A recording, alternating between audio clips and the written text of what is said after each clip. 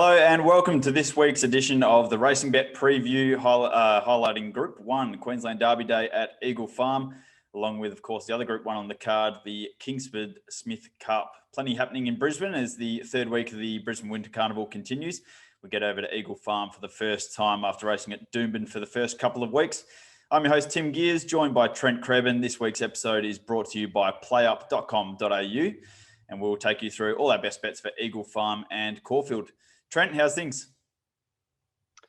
Yeah, not too bad over here in Melbourne, of course. News coming through yesterday that we're in lockdown for a week. So hopefully it is just only 1 week. And we can kind of pretty much punt all day, every day for the next 7 days and hopefully find a few winners at RacingBet. Yeah, perfect timing for me who had a flight booked to Melbourne for next week. And we had a few things organised to get through, but COVID happened and put a spoil to all that. So heading to Sydney instead, spent a few days over there and then back to Perth we come. So yeah, hopefully everyone in Melbourne's staying safe. Alyssa Racing is going ahead and hopefully can get on top of the situation soon. We'll be doing our best to find you a few winners while you're stuck at home and locked down on the couch. And as I said, we'll be taking you through our best bets for Eagle Farm as well as Caulfield. And then we'll have a look at both Group 1s in Brisbane, the Kingsford-Smith Cup and the Queensland Derby. Trent, might as well start over in Brisbane. We'll get through my best bets at Eagle Farm, then we'll head over to Caulfield for your best bets, and then we'll come back to Brisbane and take a look at the two Group 1s. Kick off with my best bet on the card, Eagle Farm on Saturday. I'm going to get in nice and early here. My best is going to come up in race number 2. I'm with horse number 9, Superium.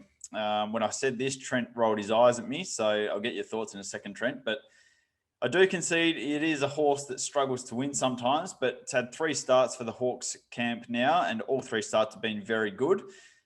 Trent, as I said, I'll get your thoughts in a second because his first 2 starts this preparation actually came over in Melbourne.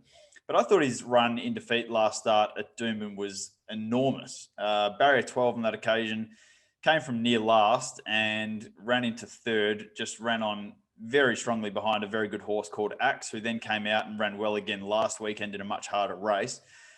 Now that day, that race was completely controlled from the front. I think the first 2 in the run ran 1-2. Superium, as I said, came from near enough to last to run third. Just an enormous run home in the straight at Doomben, unsuited on the day. Draws barrier 1 here, unlike last start where he drew barrier 12. So hopefully he can sit further forward of midfield. There is some concern that he's going to get locked away on the rail with a big field at Eagle Farm. But I just think with even luck from barrier 1, if this horse finds clear running, I think he's well and truly the horse to beat here on the back of that last start effort behind Axe. As I said, the form's good. Stood up last weekend. This is a similar sort of race. Back onto firmer ground, which he should find suitable. And as I said, with even luck in running, I think from barrier 1, horse number 9, Superium, is going to be my best of the day. Currently at around $3.50 or $3.60 with play up. The other horse in the race that I'll be having something on at huge odds, this is horse number 4, Valario, currently $34 with play up. First up from a spell, his first up record reads 5 starts for 4 wins and 1 second placing. He's had 6 starts here at Eagle Farm for 3 wins. He's had five wins from 13 starts over this distance. And his record at the track and distance is very good, 3 wins from 5 starts. So I thought the $34 over there was over the odds. But Trent, quickly give me your thoughts on Superium here. Yeah, it's tough. I'm not all over the kind of the field that he's facing here. He's just a horse that, just does struggle to win quite a few. Like his 2 runs at Caulfield were both good. One of them he was a bit held up and probably should have finished a bit closer. And the other one I thought he had his chance. But yeah, if he gets luck from barrier 1 or he gets a bit of clear air, he's probably got the most talent in the race. Yeah, I don't mind that stat about Valario though. Could definitely come with you there at $34, $35. Yeah, I suppose the scary one in the race is number 8, Cordia. Godolphin first up, 3 trials under the belt. Hugh Bowman booked. Just query where he's going to get to, from barrier 10. Yeah, scary. Interesting to see what happens with the market there. Still only lightly raced, 7 starts. So, yeah, good little race, but hopefully Superium gets a little bit of luck. Good run from barrier 1 and can get the money for us nice and early in the day. Move on to my best value bet of the day, and that's going to come up in the lucky last. So we're going to have to wait to the end of the card. And this is one that Trent's kind of convinced me on here. I did have her on top. I was searching for a best value bet. Trent got on and said, this is mine. So I'm going to stick with him here. This is race 9, number 1, Madame Rouge. I've been with this mare quite a few times in her career lately, and she's let me down, but I'm going to give her one more chance here. I like the setup. First up, last preparation, she ran in the Group 2 Millie Fox Stakes at Rose Hill. She ran second on that occasion behind Subpoenaed. That's a good form reference, I think. Subpoenaed went to South Australia, ran second in their Group 1, I think. And really, Madame Rouge should have beaten her home that day. Subpoenaed just got all the momentum coming from off the speed, while Madame Rouge was held up badly on the rail. Gets a good draw here. Barrier 2, she's had the typical Waller prep of 11 weeks off, 2 trials to get her ready. I think fresh, she goes well here. 8 starts, 2 wins, 2 second placings. So it is, somewhat of a similar setup to what she went into the Millie Fox last preparation off. This is her distance. She's had 10 starts for 4 wins. So 4 of her 6 career wins have been over this distance. As I said, James McDonald on 2 trials leading in, well drawn, and her only start here at Eagle Farm was a second placing. So there's a lot to like about her. She does have to carry top weight, but I think this is a very suitable race for her. Just a listed race for fillies and mares. I think this is a perfect grade for her. So $8.50 on offer there with Play Up. I think that's a good bet. Probably look to have something on Exhilarates as well, who has a very good second up record, 5 starts for 2 wins and 3 minor placings. So they're probably the 2 I'm leaning to. Trent, is there anything I've missed with Madame Rouge that you think is worth mentioning? Yeah, I think that's kind of spot on. I think a good track is really in her favour as well. That Millie Fox is on a soft 7. I think she's much more effective on top of the ground. So yeah, I was pretty keen at about the $8.50 or so for Madame Rouge. I thought that was a good price, and yeah, we'll hopefully get the cash late in the day there. Yeah, that would be a good one to finish off on. That'll do us for Brisbane for the time being. We'll come back and preview both of the Group 1s in just a little minute, but we'll get over to Caulfield for Trent's best bets of the day. And Trent's wasting no time on Saturday. He's going to try and hit the ground running. His best bet comes up in the very first race. Race 1, number 4, Set the Sails, currently $2 across the board. And Trent, this was probably a leading contender for worst beat of the year. Yeah, it's probably tied with that and Heart of Passance in the Warrnambool Cup for me. That stick out in my mind because I was on both of them. Yeah, it definitely should have won on debut at Geelong. Just a touch slow out. Got back to last. The leader kind of just got it all its own way and skipped away. And this horse was still trying to find runs at the top of the straight and into the straight. It finally got clear, and it was still barely even on the screen at the 400 meters. It absolutely flew home to just miss for second.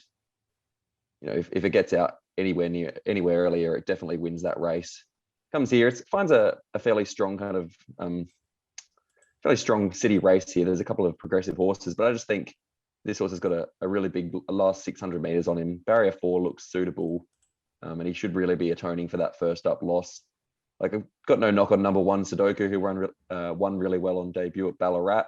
Probably gets map favours here again if the favourite is held up again, but I'm hoping that Lightning won't strike twice here and we'll get the cash with Set the Sails. Probably worth noting, the horse that did beat Set the Sails at Geelong then came out and ran at Flemington last weekend, ran 4th, beaten 0.6 lengths as a $15 shot. So that's pretty good form reference, I think. Good to see that horse running well. And as you said, Set the Sails pretty comfortably should have beat it. We'll move on to your best value bet of the day. Hopefully we've got the money nice and early there. Your best value bet comes up in race number 4, Trent. It's horse number 12, Runaway Girl at $26. This horse comes to Melbourne from Tasmania. 4 starts this prep: 3rd at Hobart, 3rd at Launceston, 2nd at Hobart, and 2nd on the Devonport to Petty Synthetic last start. Take us through your thoughts on this one. I'm intrigued. Yeah, it's one of a number of Tasmanian horses that I'm kind of made a case for at big odds. I'm hoping this is one of them that can run a good race here at $26. She comes here off 7 weeks break, which I think is suitable, dropping back down to 1,200 meters just to keep her a little bit fresh. First up last prep was a really strange race at Group 3 at Hobart. The favourite, DeRoche, was $1.35 and was beaten about 10 lengths. And it was just a really strange race, but she still ran okay there for 3rd. And then the next start, again at Group 3 level, I thought she ran really well. She was kind of got it favours there just off the pace, but she was only beaten 1.8 lengths by Still a Star, and DeRoche ran 2nd in that race as well. So I think that's really strong form. We've seen Still a Star come out and win at open class against the boys on Saturday. So I think that's probably the best Tasmanian mare's form that you can get. I thought she kind of gets in really light here with 52 kilos. Talia Hope probably still just learning her craft a little bit there. But, I think she's a big enough price here. And I thought the form around her Tasmanian runs is perhaps being a little bit underrated in a race that, while you can make a case for a lot of them, there's a few that kind of struggle to win, and there's a few that kind of just take their turns. And at the price, I thought she was the different form in the race, and the one maybe the fresh blood that could show up. Okay, fair enough. That'd be a fascinating story for the Tasmanian to come over to Melbourne on the back of a few placings on the Devonport synthetic. But that was race 4, number 12, Runaway Girl. Hopefully there's something in the Tasmanian water before they come up to Melbourne, Trent.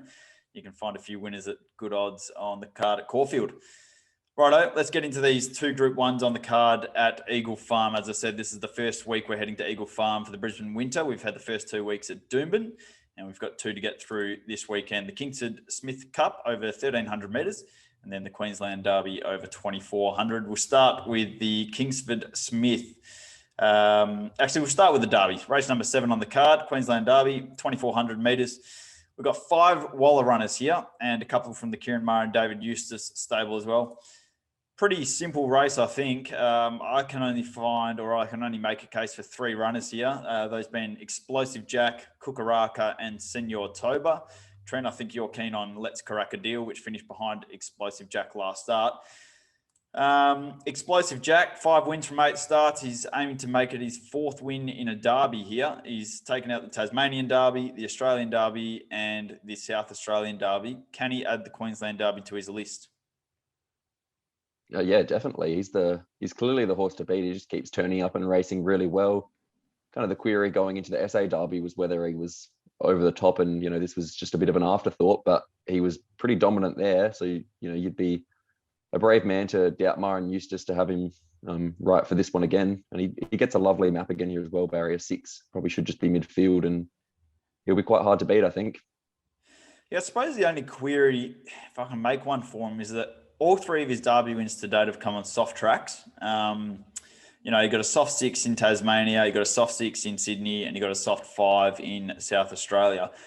I mean, I know he's won 2 out of 3 races on good tracks, but certainly his best performances to date have come on soft ground. So if there is a query about him, that could be it. But if you look at the speed map here, barrier 6, he's just going to get a lovely run, somewhere in midfield at the very worst, you'd think. And if he turns up in the same kind of form that he's shown to date, he's going to be very hard to beat once again. The 2 Waller runners, I think, are primed for this race. I was on them both last start in the Rough Habit Plate, those being Kukaraka and Senor Toba. Senor Toba was just given a complete barrier trial for the Derby here. Of course, we saw him win 2 starts ago in the Frank Packer Plate at Royal Randwick. Then he came to the Rough Habit last start, drew barrier 6, ended up well back in the field, was given a huge task, and finished off really well to be beaten a length and a half by Criminal Defence. Kukaraka ran second on that occasion. Luke Dittman rode Kukaraka in that race, and he got off and just said, great run, going to be really well suited, stepping up to 2,400 metres. And you don't have to be a genius to see that Senor Toba is going to relish a step up to 2,400 metres. So Hugh Bowman goes back on, draws barrier 21 on Senor Toba, which is obviously the huge negative. Where he's going to get to from that gate, I have no idea. Kukaraka, on the other hand, draws well, barrier 2, and James McDonald goes on. So I think the value in the race quite clearly is Kukaraka. Whether he's got the same kind of class as those like Explosive Jack and Senor Toba is the query, but I think $15 is a good enough price for him. And then it's just about whether you're willing to take the $5 for Senor Toba to beat Explosive Jack, given he's drawn out in barrier 21. There's every chance he could be, last in the run. What did you make of those 2? Or are you tipping Explosive Jack over the likes of those 2? Or this is your chance, I suppose, to make a case for Let's Crack a Deal? Yeah, I thought Senor Toba was a really good run last start. And I think I mentioned to you after the race, I think maybe getting back onto a good track is really going to help him as well. But I just think at $5, he's probably going to be too far back. It just looks a bit short given where he's going to be mapping, and he'd need to run a huge race. So I was probably just going to bet around him. You can see a case, Kukaraka. I thought he was a good run last start, and yeah, J-Mac opts to ride him. But yeah, I thought Let's Crack a Deal was a decent enough price. He obviously was well beaten in the SA Derby behind Explosive Jack. He was beaten about 2.5 lengths, but he was only 3rd up there. He was going 1,600 metres, 1,800 metres, and then straight up to the 25, whereas Explosive Jack has been racing over 2,000 and 2,400 for what seems like forever. He's been up for a long time. So I just think now he's fourth up. He's got that 2,500 meter run under his belt. Draws much better here in barrier 3, and I think he'll probably land in the box seat almost from there. I think that'll be quite positive. I thought each way you could make a case that he could. I think he'll run a really big race. I'd be shocked if he wasn't kind of running in the top 3 or 4. So I could make a case. Let's Crocodile and Kukaracha, but no knock Explosive Jack at all. Yeah, I suppose the thing with Senor Toba drawing barrier 21 is there's absolutely no doubt in my mind that this race is going to be run hard enough for him. Waller's got 5 in the race. 2 of them are drawn, outside of Senor Toba. 2 of them are drawn just inside him, those being Bucharest and Fortified.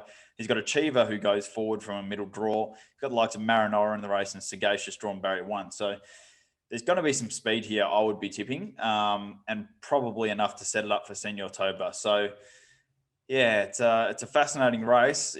If somehow you're able to back Senor Toba, Kukaraka, and the other one, which one am I thinking of? Explosive Jack. Those would be the 3 that I'd be trying to form a book around. At this stage, I suppose when Senor Toba won at Randwick, my initial thought was Queensland Derby written all over him. He's going to have to be good from there, but he's probably the way I'm going to be leading, just at the price differentials. I know it's a tricky barrier, but $5 an offer. If he can just somehow find his way into a 3 or 4 wide running line, I think he's going to be finishing very hard.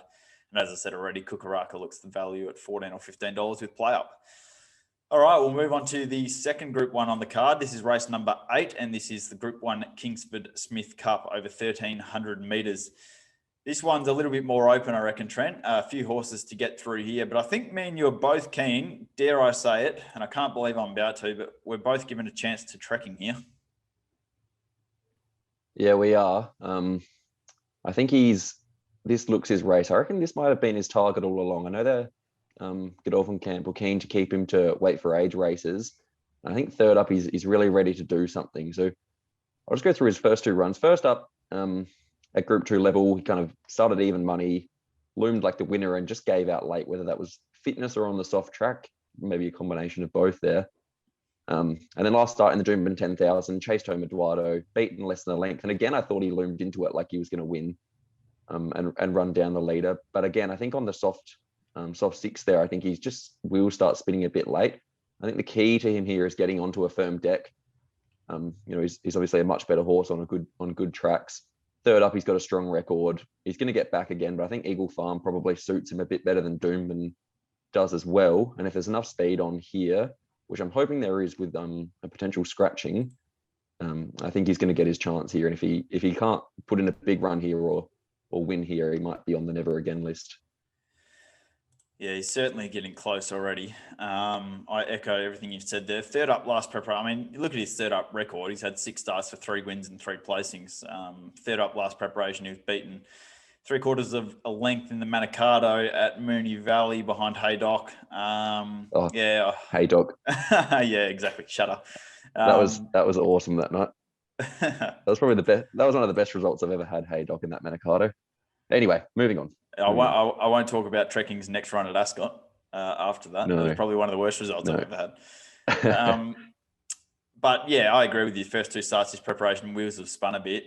Firm track. If he's ever going to win again, like this has to be it. This is his setup, I think.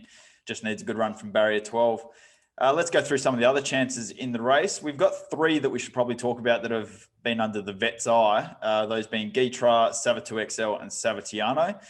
I think Guitra and Savatiano have both been cleared by the vet to run, and Savatu XL is going to have another vet check in the morning. How do you kind of assess those? Because 2 of those, Guitra and Savatiano, are $4 or $5 chances in this race. Do you kind of put a pen through them knowing that they've had the vet check, or are you happy with them being cleared, do you reckon?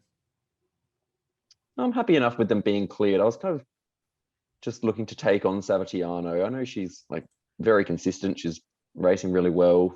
She kept fresh between runs, but I'm just not really sure about her still at Group 1 level. I just kind of, just not a horse I really want to be with favourite at Group 1 at weight for age. Guitra I could make a case for, has a really good second up record. I thought he was okay in the Goodwood. Just a run, he was well backed there. I think first up at 1200 meters was perhaps his undoing. He normally races over 1,000 first up. Second up last prep, albeit coming off a strong win in the Concord. He ran third in the Everest, a Class E legend. So that's clearly the strongest form. And at his best, he's the best horse in this race. So I could make a case for him at around $4.80. I think that's probably a fair enough price. And yeah, Savatoux XL is an interesting one. If he gets a run, he'll go forward and lead. And probably not quite good enough, although he did beat Geetra last start. But I'm hoping Savatoux XL is in the race to create a bit more tempo for trekking. Yeah, Savatiano is one that every time I tip her, she loses, and every time I bet against her, she wins. Yeah, I'm probably with you here. Going to be against her. 1,300 meters is probably her perfect distance if she's got one. At 1,400 or at well, she's never missed a place at 1,300 meters. Yeah, 9 starts, 5 wins. Exactly, and she's pretty versatile. Like she's won from 1,100 up to 1,400, but I just think if she's got a sweet spot, it's probably 1,300. Look, hard to knock her. Her only start at this track and distance was a win. We've already spoken about her record at the distance. She gets good ground.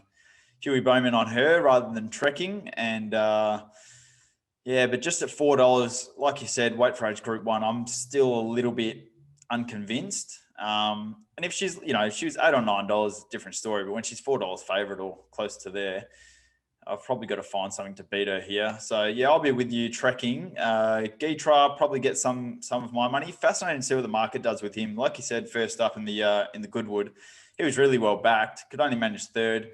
Draws 15 here. He's had the vet concern. Will he drift from $5 or will he be well backed again? Fascinating to see what happens. Savatoux XL, probably have to take him on again. And then there's a few in the race that could win that I wouldn't be surprised at all. Imaging, J-Mac goes on for Waller, freshened up. I'm not going to say Kementari, he's got none. Imaging can't win. I'm not saying he will. I'm saying it wouldn't surprise me. If a horse like him was to win, it'd surprise me. Nicanova comes off a win in the Victory Stakes first up, Group 2 level on soft ground. He's another that could kind of go close without surprising me. Who else is there? He ran third in the stroke break last year. Vega 1 probably wouldn't shock. He was basically finished alongside trekking last start and gets Jamie Carr on. So, he's probably another rough chance as well. I wouldn't put it past him to win one, but he's kind of a bit of a tease, that horse. And then Jonker. He absolutely pissed in at his first start for Tony Golan. Went to Sydney last start, ran third in the Galaxy behind Eduardo on order of command, where you look at the Doomben 10,000. Only have to look there to see the form behind Eduardo stacking up. So, but I think he had a little bit of a concern leading into this run. He's 9 weeks between runs now, and I think he had a little bit of a setback. So, yeah, just any of those could win this race without surprising me. As I said, there's 1, 2, 3, 4. There's probably 7 or 8 chances that I could, or 7 or 8 horses that I could give a chance to here. But yeah, I'll be back in trekking and probably something on Geetra, trying to get Savatiano beat. Yeah, that's exactly the same as me. All right, that'll do us for this week, I think. We've had everything covered, Trent. Once again, we'll have coverage of Trent will have Cranbourne tonight. He's pretty keen on a couple of races there. And then we'll have Perth, Sydney, Melbourne, and Brisbane covered on racingbet.com.au tomorrow. Head over to PlayUp if you're having a bet this weekend. Thanks to them for sponsoring this week's episode. And we'll be back to cover the 4th week of the Brisbane Winter Carnival next week.